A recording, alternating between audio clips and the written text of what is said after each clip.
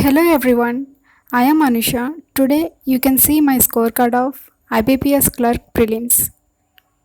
My exam was on 18th of December and I belong to Andhra Pradesh. Here is my score.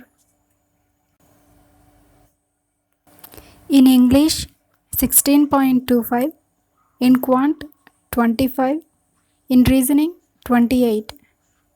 Total marks 69.25. The cutoff was 71 marks, missed by 1.75.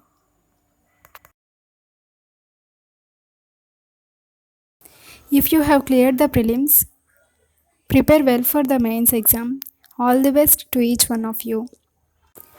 If you haven't cleared the prelims exam, restart your preparation. Target SBI. We can crack many exams this time.